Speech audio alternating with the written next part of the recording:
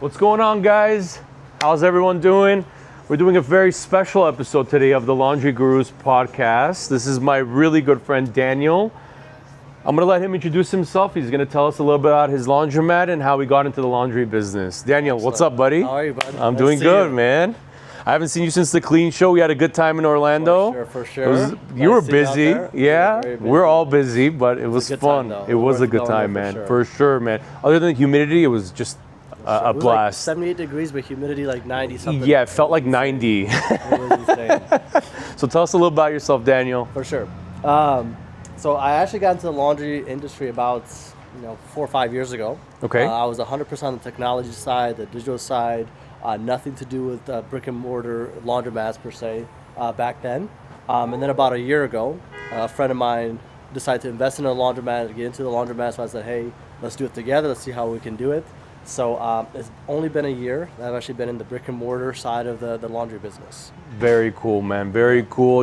Today's episode's all going to be about Daniel's experience, how he felt, the difference between the tech side, the background, and him actually being on the ground inside of the laundromat and investing in one, and, kind of the hurdles that he had to go through from things as simple as laundry carts and parking lot issues to things a little bit more sophisticated, from pricing of machinery, pricing of items that he sells in the store. So it's going to be a good episode. We're really, really excited about today. Awesome. All right, Daniel. So first things first, we're going to talk a little bit about parking and the location of the laundromat. Where are we right now exactly? So we have two entrances. This is the south entrance. We have, as you can see, the Valley View sign here. Signage, okay. And then we have another entrance over here. That's right in front of Ralph's or behind McDonald's here. Okay, very cool, very cool. This seems like a very, very busy street. Now, can I ask you a question? I noticed that your laundromat is nestled kind of in a corner of the plaza. It's a beautiful plaza with a lot of anchor tenants, but has that caused any kind of issues for you guys? Yeah, the reality is that the two big signs do have our logo in the front, which is nice. But nobody actually sees our laundromat because it's behind O'Reilly's or kind of the big other retailer here. Got it. Yeah, you guys have Subway, McDonald's, and O'Reilly's, which is really cool, and what seems like a busy dental office.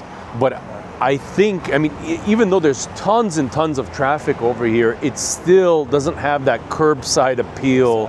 I think if we swapped the McDonald's and the laundromat, it'd be a different ball game. Now, granted, my estimates at this McDonald's has probably like 700 cars that go through it on a daily basis. Wow. So just imagine the number of cars that go through it. It's a ton. But the reality is, you want to be your logo in the front of Interesting. And I see that there is a Ralph's in the plaza next door, a 76 gas station, a pumpkin patch, and it's around Halloween, so that makes sense. But that's really interesting. Even though you guys are getting all the cars going by, still the signage itself isn't going to lead only to. I also noticed a little bit of. We'll talk about this in a little bit, but some of the parking lot's very busy, and it seems like the cars are here to stay almost. Like they're getting in, they're not really. There's not a lot of turnaround. So people are kind of staying in. Can you explain to me if that's affected you guys at all? To be frank with you, I think like today is middle of the day, Tuesday, and you can see there's a lot of cars here just right now, right? Friday, Saturday, Sunday, when we have even more cars, they're going to the pizza spot, they're going to the Chinese restaurant, they're going to McDonald's. A lot of cars here, so we do have to fight for parking. That is an obstacle, but we have been lucky because we are kind of in the corner there. Some of those parking spots do open up for us. Got it. Okay, that's good. That's good. So we are thinking about doing some dedicated parking. So like if you are just doing laundry, having like 4 spots, that's something we're having a discussion with the landlord. Definitely. And I don't know the calculation exactly, but I have heard that you can do a calculation based on the amount of parking spaces that you have, especially in busier places. We're in Los Angeles, California right now, so it's we fight for parking out here. There's just not enough with the sheer amount of people that we have. It's great. The more people, more business that you could potentially have. But yeah, that makes sense. Luckily, and I always say, we don't get any reviews that say not enough parking or anything. That's good. That is one good thing. And then the other thing is, luckily, a lot of the customers actually even walk to our laundromat, which is Oh, kind of no rare. way. Yeah, I do see a lot of apartments in the There's a lot of area. walking, but I think at this point we've come to the conclusion like we need to figure out parking. Yeah. Just because even if like let's say you're a big family and you want to park right in front the of the front. washer or in front of the laundromat, not park like even half Yeah, a couple parking spaces down. Yeah, because I mean, especially if you're a big family, that means you have a ton of laundry, and that's going to be extremely heavy. And even bringing the carts out to the parking lot and this, that, and the other, it's still more convenient to be right in front of the laundry instead of one of the pizza customers parking in front of you when they have their own spaces. And I will be very frank with you. I am a little bit aggressive with my parking meters, or just kind of how I watch parking. If I do see somebody just parking and they're not doing anything laundry, I will go up and say, hey, do you mind not being here, or can you park somewhere else? You know, and I'm very attentive to those good, things. very good. You know, that really helps, you know, and then the customers see that and it keeps them coming back, which is the most important thing, I think. All right, guys, so we're inside now. You know, we showed you guys the parking lot. It's one of the hurdles that, you know, brick and mortar laundromats need to face. Now we're going to talk a little bit about pricing, dynamic pricing, incremental pricing, and these kinds of things. And I'm going to let Daniel take it away here and kind of explain to us how he's done it in his store and what's worked for him and what hasn't. Yeah. So by far, at this point, we are the most expensive laundromat. We have probably within 5 mile radius, we have 15 laundromats very close to us, and we've done competitive analysis on all of them. Within a 1 mile radius, we have 5 other laundromats that are very close. So it's very competitive. Wow. In 1 mile, you have 5, you said? 5. Wow. Okay. It's very dense. Okay. That means that we're still the most expensive. We are going to be more competitive probably in the future, but right now we are the most expensive. We have by far the cleanest laundromat. We get a lot of reviews saying you have the cleanest laundromat. That's why a lot of people keep coming back. And you guys I see you guys are fully attended. Exactly. There's always someone on site, correct? We have always somebody here. That's great, you know, and that's a convenience for the customers. And if, let's say their machine stopped working, something like that happened. If you can afford the payroll, then by all means, I think, you know, all my locations for the most part are fully attended as well, and I've seen the difference. And you can always ask a little bit more when it comes to the washers and the dryers whenever you do have a fully attended laundromat, and that tends to cover itself. So tell us a little bit about what you guys got going on over here. So we are actually going to deploy a new strategy soon, but right now, if you look at our, this is a 60 pounder here. Okay. We do have 40 pounders, we have 30 pounders, and we have 80 pounders. So we have 2 80 pounders, 4 60 pounders. We have 10 40 pounders and 22 30 pounders. Wow, big size store. And then we have actually top loaders behind that. Okay, cool. We have about 7 of those. We actually had 14 at one point, and we condensed down good. to Good. Yeah, 7. the top loaders in places in the metro cities where gas, water, electricity are significantly higher, I think the top loaders are becoming more and more obsolete, just because you can't. There's a threshold of how much you can charge, and at the same time, the amount of water it uses, and it doesn't really extract very well. So there's always water left, and people are, spending a lot of money on the dryers. Your gas bill goes up. It's more, they break all the time. Just to clean it takes more time. I think so too. So we start the top loaders at $4. Okay. That is our cheapest washer to walk in the door. Now, our 60 pounders are by far the most used washers. Okay, cool. Our 460 pounders are always going. Utilizations. And how do you track that? So we use a system called Laundry Boss. Oh, that's to track cool. It gives you all the metrics, all your KPIs that basically you need to measure for. And it basically, if you just track all the data, our 60 pounds are money makers by far. That's fantastic. If I actually could go back and redesign this laundromat, I would probably add another 2 or 4 60 pounders. Wow. Right? Okay, that much. We probably at this point have too many 30 pounders. So if you track the data from a Laundry Boss perspective, or just kind of whatever system you use, it will basically show you our daily usage or the turns per day for our 30 pounders.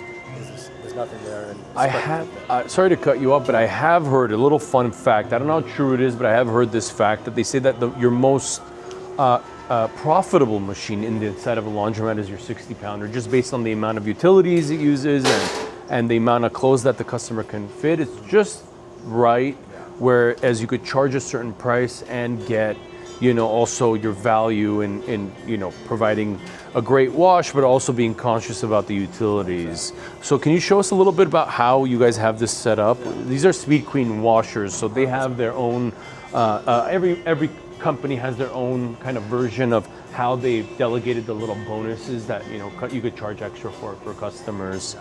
So we have regular wash, deluxe wash, and ultra wash. Very cool. We start the regular wash at $10 for 60 pounder. 60 pounders. Wow. I know that might seem a lot, to other industry or other markets, etc. But we found that this is actually for the 60 pounder is still very reasonable.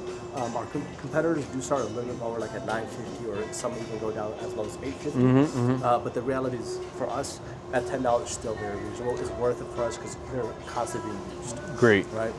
At deluxe, we go up by 50 cents, and then ultra, we go up to $11. Great. What did those two add? So the deluxe run, deluxe setting is extra time. We have it set for extra 5 minutes, and then it gives you an extra rinse cycle. Oh, so you do have it set for an extra rinse cycle. Exactly. Okay. Ultra gives you another 3 minutes on top of the 5 minutes, so another 8 minutes. Okay. And then there's a pre-soak cycle on top of the rinse Interesting. cycle. Right. Okay. The reality is, I think we need to, in my opinion, we probably can actually add another 50 cents to the deluxe. Okay. Customers are willing to pay for that little, because 50 cents people say, hey, it's just not much of a big change. But our goal is to say, how do we get more customers to jump from regular to deluxe to ultra?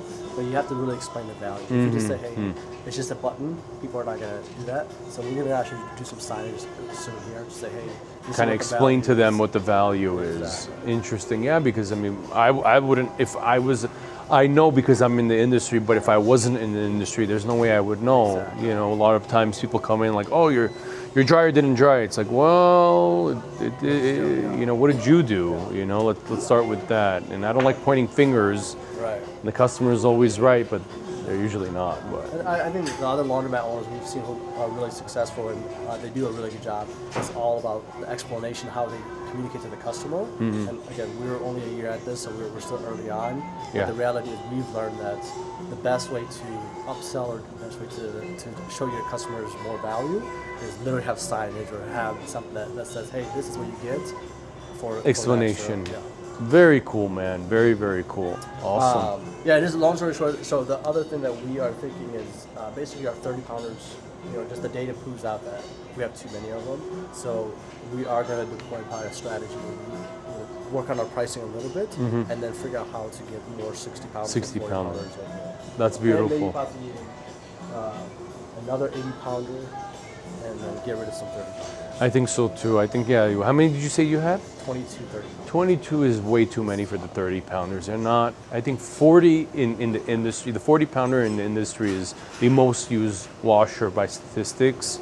Your highest profit margins on the 60, and then the 80s are just perfect for those blankets, for those families and whatnot. And People actually, they walk in here, they go Straight to the 80s. 80 pounds. Like there's some customers who know that that's exactly what they want, and they'll come with, buckets of laundry and just etc. and they just dump it all in. when I track my numbers, it's funny. I have a pretty significant drop off in the summer months and a significant bump up in the fall and the winter months. Spring starts settling down. Summer, the 80 pounders, the turns, we call what turns per day, significantly come down on those, for me at least. Whereas the 40s are just consistent through the summer and the winter.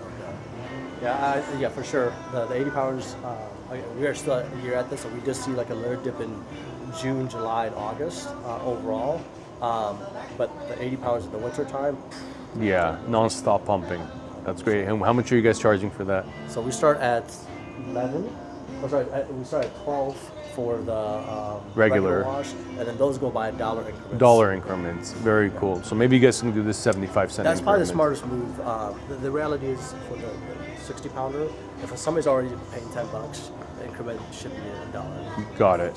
Very cool. Awesome, Daniel. And us actually, we don't charge today for extra cold water, or sorry, for hot water. We should be charging at least 25 cents. Just because of the price of gas in California, it's just ridiculous. It's just the cost of doing business. Yeah. So some of my washers do have this feature, and then some of them only have a cold, warm, hot. So when it comes to that, I only go up in increments for the cold, warm, hot, because I can't do the regular deluxe and ultra in some of my machines. And you want to encourage customers to use more cold water. Yeah. The reality is, if you can get customers to use more cold water, it's better. I 100% agree with you. People think that chemicals aren't enough. You got to also use hot water. But with the modernization of the chemicals that we have, the soaps, the detergents, and stuff, you really don't need hot water anymore. It's almost obsolete unless it's extremely soiled and you really want to kill the bacteria. And a lot of people have the misconception of thinking that the water does the disinfecting. It's actually your detergent and the dryer. The dryers get to 185 degrees on hot, whereas this is going to get to 140 degrees. And 140 degrees does disinfect, but 185 degrees, nothing's going to withstand that in the dryer. All right, guys, the next chapter, or the next thing we want to talk about is, sales within the store. A couple of things that Daniel has done here is kind of put a section for really cool soaps, things that sell really well. Especially we're in a Latino neighborhood, so some of the brands here you guys might not recognize, but Foca, and then this is an imported Downy from Mexico, and then we have the Suavitel stuff here that really does really well in a lot of our locations, and then obviously the normal Procter & Gamble stuff like Tide, Gain, and whatnot does really well in these laundromats. And I see here you set up kind of a all natural, more natural conscious variety of things, and then over here is more convenient stuff. So walk me through what made you kind of do this and what made you think that this would be great, and then I'm going to give you my 2 cents because this is a little bit of an area of my expertise. Excellent. Yeah, so when we first got here, actually all the detergent was behind a small room. Okay. It was like a little cutout, and basically all the detergent was there. And what was here? This was literally just empty space. Empty space. Well, that's a great utilization of empty space. Okay. It was like literally, I think all the cars were just being stored here. Okay. We actually did that for about the first 6 months or so. Mm-hmm. And what I realized was like, hey, how do we get the customers to see as many of the products as possible, and how do we utilize the space more? The reality, in my opinion, was just empty space. So we actually bought all of this stuff from Joanne Fabrics when they went out of business. When they took the foreclosure, we bought all of the shelving. Like even I got this from another company that was going out of business. Oh my gosh, smart man! I like a good deal, man. The goal is to expose all of our products. And the logic overall is one section should be mostly detergents. Eventually, all of this would be sensitive skin and hypoallergenic content, and then like a little bit of convenience section for like a lot of customers when they walk in here, they're cleaning their car or they're doing minor touch-ups on whatever they're doing. I've noticed that too. And then the last section is like snacks and coffee and etc. We actually even have like a local Armenian lady who comes and bakes cookies and she puts them. Oh, that's cool, man. So we have customers who literally know what days are fresh cookies, and they'll show up on that fresh cookie day. No way, because the ladies' cookies. That's actually pretty clever, man. That's really clever. That's cool, man. But long story short is like, again, we'll probably higher prices on some of these things, so we definitely take your feedback on what's too hot, what's a reasonable. For sure.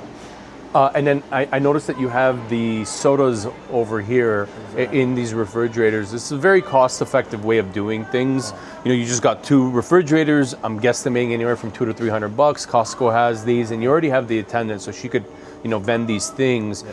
What I personally would have done in this situation, no hard feelings with this.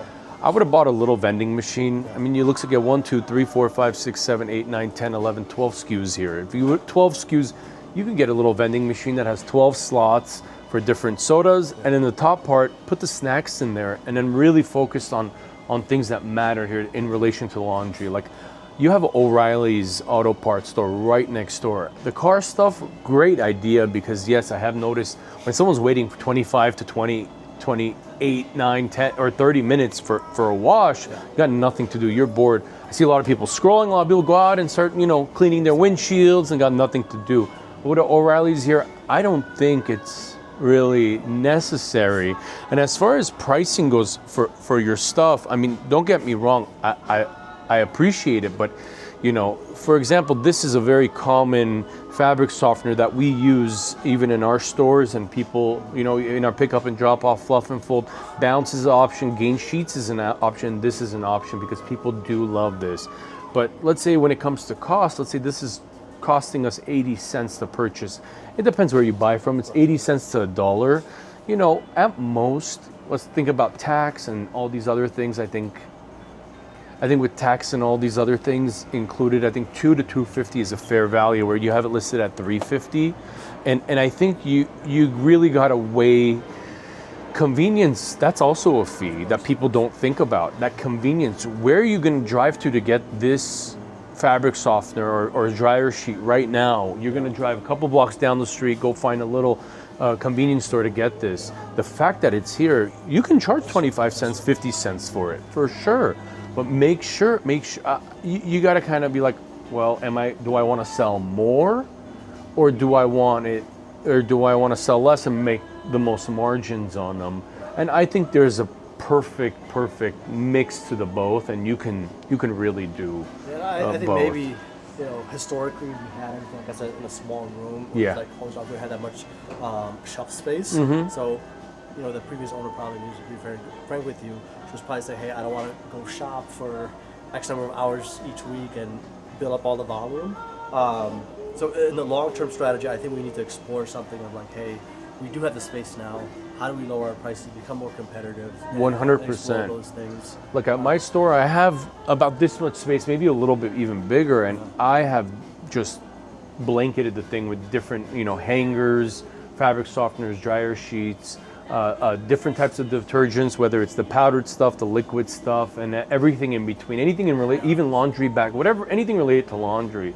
And I've priced it pretty competitively. I'm significantly cheaper than you are, and I've noticed that some people have just completely abandoned purchasing at the local markets. That's our goal. If you want to sell more, I think you price it a little bit more competitive.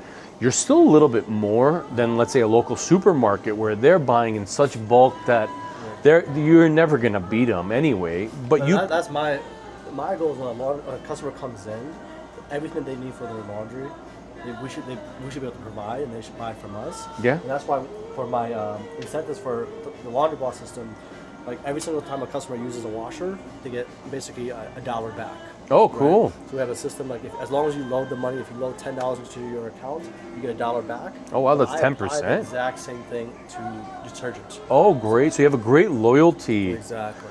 That's so awesome. My goal is that when a customer walks in, they should feel like, hey, every time they buy something, they purchase something at the laundromat, they're earning rewards, or they're earning points onto their loyalty. So that incentivizes them, like, hey, instead of me going to go buy, you know, a packet of Roma at, you know, Ralph's or whatever, buy it here because you know you're gonna get points in your account, and you can use those points for more product or washes later on.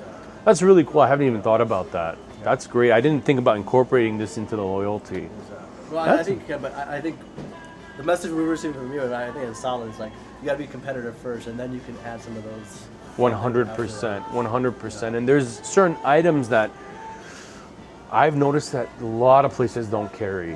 Whenever I notice something like that, I feel comfortable charging an extra 25 cents or even 50 cents, depending on the price of the product. Let's say it's a $4 product. I bought it at, let's say, $3 and I sell it for $4. Well, I don't notice it nowhere, and everyone likes it. Well, I don't mind going to $4.50, you know, and a lot of times I cover the tax on the cash transactions. I pay out of pocket, you know. I make it as easy as possible for the customer. We do have a register and all that stuff, but you know, we want to make sure that this is as convenient, as easy as possible for the clients. That's smart. I think, a lot of customers, I don't know if you can see some of the bigger items, like these are the ones I actually sell. We probably have these sell more than anything else. Yeah. Because people love to come here and just say, hey, I can buy this huge thing and it's done. But our price, you know, the other laundromats in the area, they probably sell this like at $8. $8, okay. But if you go to a grocery store, you can probably get it for $7.50 or $7. Sometimes they have coupons, and if you buy 2, you get another discount, and you clip the deal on the app. And my overall realization is that the customers are super smart. Yes. they know this stuff better than we do. So they know exactly who charges how much and when the discounts are, when the promotions are. Yeah. Right, and they're paying 2-3 months in advance a lot of times. Of course. So if you're not competitive, then it becomes kind of an interesting. I think so too. And now more than ever, I think people are a little bit more price conscious. And I think that it's not going to be. Oh, please come on by. Thank you. Thank you guys. Have a blessed day. Take care. Have a great day. I like the bag. We need another one. Another one? Okay. Next time. Okay. Take care. Bye, guys. Just always have a smile. Just always have a smile. Say hi. Thank the customer. They came in here. They put some food on your table today. And I think that's just worth. Nobody likes doing laundry. If they're coming here, I try to be as friendly as possible. Yeah, you know, no one likes doing laundry. I don't like doing laundry. It's a chore. People are coming in to do chores. And someone coming in to do a chore, they're not going to be, like, I'm not excited to go do my chore. But if someone greets me with a smile, at least it makes my day a little bit better. 100%. That's awesome. That's awesome. Yeah, and I think the other feedback, I don't know if you want to put this stuff, I think you have what sizes.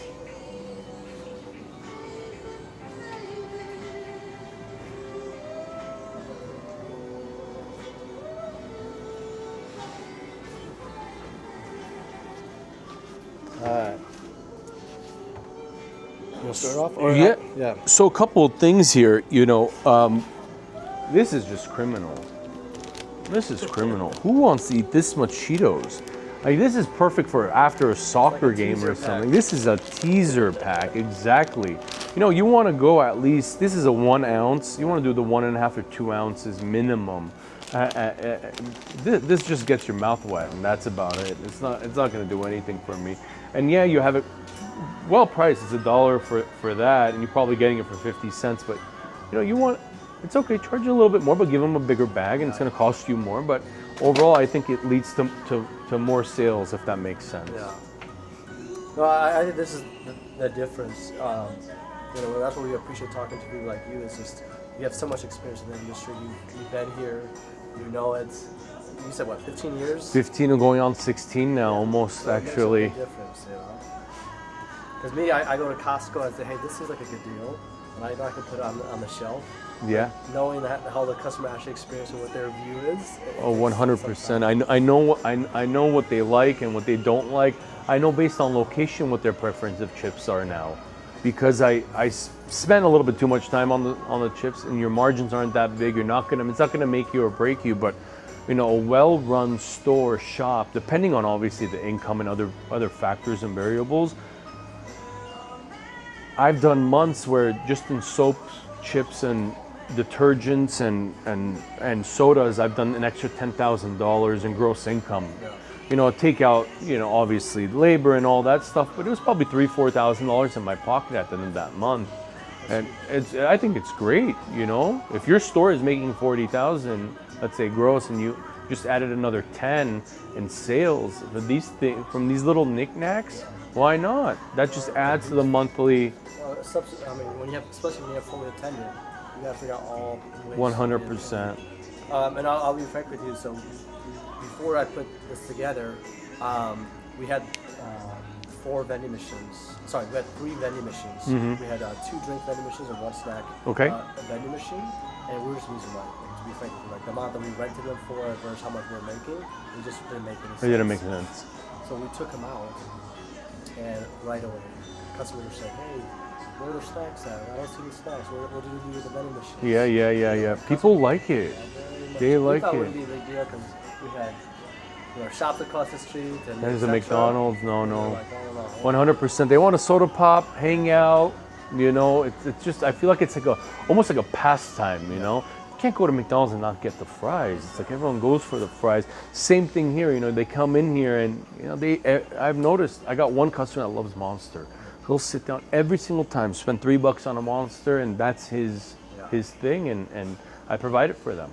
I think you're right. That's a lot of times for customers. Laundry is a chore that's very recurring. And they have Sunday or Friday, whatever the day that they come. Yeah, It's very and they have scheduled. habits, Exactly. you know, and same thing, like their mother taught them how to wash that, and they've developed new habits like just eating a bag of chips or a soda. So it's nice to provide those things. And everyone has different advice, and I've seen other laundromat gurus say, don't waste your time with stuff, just focus on expanding. Well, it's not as easy today to buy new locations or expand to new locations. It takes a long time. So why not maximize what you have until that moment comes for the next location, and make this run perfectly before you go on to the next one. Make sure that you're getting the most out of this location before you make the next move. And that's our goal here. Is we realize this is our space at this point. How do we maximize it? And then also, I think we realized very quickly is like, as a laundromat owner, again, maybe the other YouTubers, etc., they might tell you, hey, this is a quick thing. It's a long journey. So when we've considered like, how do we adopt other people who've done different experiments, have done different trials of like, hey, this is what works, this doesn't work, and adopt those as quickly as possible. Because just kind of chugging through this for 10 years is going to take too long. It's going to take a long time, man. Daniel, the closing chapter of today's episode of our podcast, I wanted to just quickly ask you about what payment system you're using and why. So when we first acquired this place, it had a different payment system. Okay. It was a little bit difficult for us to use. It wasn't very user-friendly. And then just like the remote access just wasn't there. It wasn't there. Yeah. Okay. So about 6 months ago, we moved to Laundromat. To be very frank with you, the first 2-3 months were tough. Customers were like, hey, you just changed our whole system. What am I going to do? Yeah. I don't have a loyalty card anymore. Yeah, you're going to get a lot of resistance anytime you make big changes. 100%. But as of like today, we have like 58% adoption Wow. to the mobile app itself. To just the app. Just the app itself. And then everything else, like as far as the payment system, seamless integration now. Amazing. Everyone uses it. Our employees are using it very effectively. And then just from when a customer walks in the door, they know exactly how to use it. They either just go directly on their phone and just start controlling all the machines, or they go directly to the payment terminal and just go at it. That's amazing. It's been very, very effective at this point. And then us just remotely having control, I'll have customers call me and say, hey, I can't do this. I'm like, okay, you know what, just tell me. I'll What's start the machine issue? for you, and we're good to go. That's awesome. So it's a big convenience having that kind of power, data, and everything in your pocket. And if I remember correctly, your old payment system had loyalty cards, is that correct? Yeah. And what were some of the hurdles with that? So when we first got here, we realized that they were actually charging for the loyalty cards. And They're charging you. Sorry. We were buying them, of course. Okay. Right, and then the customer was being charged for the loyalty cards. Oh, so they're, passed Okay. along to the Yeah, customer. because I mean the cards were somewhat expensive. They were $3 to $5 per card. Per They're card, charging us. charging you, and then you're charging the customer how much at So the time? At the time, they were charging them $5 per card, right? And we Wow. had customers who had 6 cards, 7 cards, and they were like just rotating through them. And they were like, I forgot it because this buying laundromat new actually existed for like 20-something years. Wow. There's some customers who've been here for 5-6 years, and they go to the same laundromat. And the reality is, when we first took over, I was like, hey, we can't charge for the cards anymore. This is not going to work. If this customer is going to keep coming here, if you lost your card, we're going to give you a free one. Or even if they're a one-time customer, let's say you're just a passerby, they're not from LA, they're staying down at the hotel or motel down the street, and they just want to use your laundromat for a day. Yeah. I mean, if I was very price conscious, I don't think I would spend the $5 to buy a loyalty card that I'm never going to use again. No, it's just, that friction was just not worth it for us. We're like, hey, just get rid of it. And then it's just, if it didn't work, each credit card reader at each washer was very difficult for us. They would break. If they did break, then not only is that the reader broken, your washer's down. Your washer's down. Right. Yeah, there's no other way. Yeah, and we didn't know how to fix them, so we had to go hire a technician to fix it. And by the time he came out, and it was a huge hassle. So a couple $100, I'm assuming, every time one of those readers went down? Yeah, like a used one would be a couple $100. If you want to buy a new one, it's $400 or $500. So it was pretty steep. Yeah. With Laundromat, it's just a QR code, which is super nice. There's this what you call a MIB that goes behind the washer. So it's, the cool thing about that is the customer never touches your actual equipment. Like the only thing that they see is the QR code, and even the QR code, they just see it. Nobody touches it. They just scan it and start paying for it. And I'm assuming you can start it from here. Let's say you are a guest, you don't want to download the app, you don't want to put in your personal information. I think you could come here, press start a machine, put in the machine number, let's say machine number 12, we go next, and you can start the, oh, I didn't hit next. Yeah, we don't have machine 12, that's why. Oh, is that why? Okay, Yeah, I'm like, why is it Let's frozen? say machine 44. There you go. Got it. Okay, and then you could choose regular, deluxe, or ultra. You press continue, you check out, proceed to pay, and then with this system, it's showing us a cash option, a credit card option, or loyalty points, what you were talking about earlier. So you could put in the cash here just to start. It'll spit out your change if you're getting change, or you could just swipe here and you're done. So that way, you and I, we're anonymous to each other. No, that's the beauty. Is like if you're a walking customer and you say, hey, I want to do nothing with technology, I literally just want to pay for a washer as quick as possible. As a laundromat owner, you don't have to say only at the washer can you put your quarters in. You can literally have the customer come in here and literally do the whole transaction all at one time. Every payment option is available in one place. Yeah, I see that it accepts quarters here too. That's really nifty. Yeah. That's really nifty. Yeah. You put in the coins, put in the cash, you could do card. It does everything. Exactly. And you it kind of basically migrate all your coins to one place as well. one place. You're not going around the store collecting one by one. And also, if I remember correctly, this actually drops the quarters back into the hopper, right? Yeah, and that's the other beauty is like when you have the quarters in the washer. Guess what? You're basically just sitting on quarters there. Here, you're basically feeding the customer the change back using the same ones they input. So when you go back and forth to the bank, it's a lot less now because it's a circular system. Right? Interesting. It's all self-feeding in there. That's awesome. And then the other cool thing, again, my goal is to go. I think at this point I am like 0.2% coin. 0.2, not 2%. Not 2%, 0.2%. Wow. Now cash, I'm at like 8 to 10%. So I still get a lot of cash. And my credit card is very high, and my mobile rate is very high, but my coin is very, very, very low. And one of the reasons is, like, for example, let's say you start a washer, and then you do washer 44 like you were doing, and that's $7.50, okay? Maybe somebody will have $7.50 worth of quarters, and they want to go through it. But let's say you add another washer, because you're going to do 2 washers, you're not going to have $15 worth of quarters. Mm-hmm. Right, so if you're going to spend $15, what are you going to do?